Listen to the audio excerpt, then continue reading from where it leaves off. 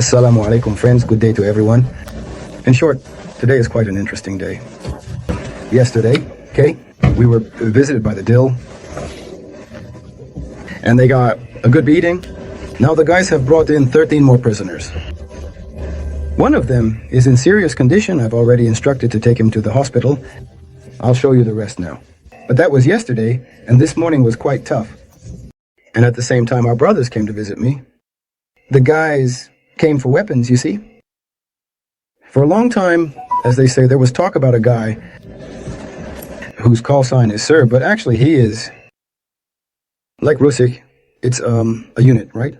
The Rusik unit, someone once told me about it. I thought it was our Rusish who was in Agner. We've been friends with him for a long time. And then later, when I found out that there is indeed a Rusik unit, led by Serb, we talked there. And in short, we finally agreed to meet, but we just couldn't manage to. And it turns out his deputy commander, call sign Bear. Actually, I wanted him to say it himself because look at him, he already looks like a bear. Well, friends, here's the thing, in short. In our country, there are different categories of different people. Some call themselves, everyone calls themselves what they think is appropriate. Let's say, to put it bluntly, our conversation with Rusish, it happened with the Serb against the backdrop of us talking, and he says, I am a Russian nationalist. I say, wait, if you are a Russian nationalist who loves your nation and wants it to be better, to return to our original roots and so on, I say, for me, that's good. On the contrary, it's great. If you are a Russian nationalist who says that we are the coolest and everyone else is bad, that's all wrong, then I say we are not friends. In the end, our conversation, actually took place in such a way that I realized he is truly a person who loves his nation, his country. In the end, we met and talked, discussed many issues. I think we have a lot of work ahead of us that we need to do, so that our country is great, powerful, and united. The war continues. The war continues on the front, and the war continues. We have, it turns out, an internal front as well. We have a war that must go on until we defeat that army of the Antichrist, Dajjal, who are fighting against us. And in this regard, what the West imposes on us, all these satanic, as they say, movements that want to take us back where they want to bring us, is unacceptable to us. And this is our common task. We have ultimately come to the conclusion that we have a common enemy, common goals, common tasks, and a common country in which we are people who want everything to always be well in our country. Therefore, as people who are called upon to do everything to ensure that our country is strong and mighty, we agreed that we will do our utmost to ensure that no one can destabilize interethnic or interfaith relations, and we will do everything for the common good. If you want to say a few words, please, you can say a few or many words. Well, the most important point, why are thoughts needed? No, for Russia. There is forgiveness, so we will continue. And any position should be one of strength and justice. Only with strength, only with justice. That's why we found common ground. We discussed all the points and the work, as Rusik separately compiled, that the unit we are currently in, as well as the interaction with Abdi Aronovich, will continue in the common interests. That we just need to come to an agreement and let no one think that anyone here got scared of someone or that someone was forced under someone else. That doesn't happen, not with me. I always speak honestly, what I think. About the necessity in general. I always speak honestly, what I think about, and I'm not afraid of people. I'm afraid of being without Russia, that this is a war, but not a game. That's the most important thing, what I'm afraid of. In general, of course, even the question, if we can, to realize that we have common tasks, common goals, it shouldn't even matter who is here. As they say, whether someone came or didn't come, it's actually good. We must be able to reach an agreement with everyone who is truly a patriot of our country, with everyone. In this case, we will already be winners. Bear, say a few words in Bear language. The enemy will be defeated. Victory will be ours, regardless of whether you are Chechens, Russians, Kazakhs, Kalmyks. We will win because we are international, we are united. Well, friends, that's how it is. Life goes on, we continue to unite more and more, and that is our main victory. So, good luck to everyone. Ahmad strength. Russia is power. God is one. Allahu Akbar. Glory to Russia. Glory to Russia. Be kind. Assalamu alaikum, friends. Good day to everyone. So, what would I like to say to all of you? Well, first of all, I would like to thank everyone who is watching us. Now, the second thing. And I want to point out that the Operation Pipe, indeed this operation was prepared by fighters from the Veterans Unit, for which they deserve honor and praise.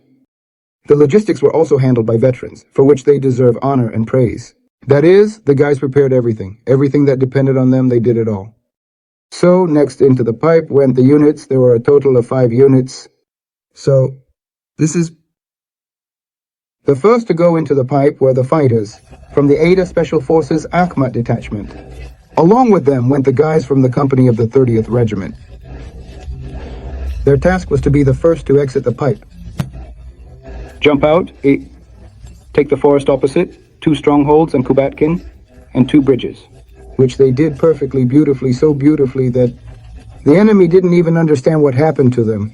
The guys worked so powerfully.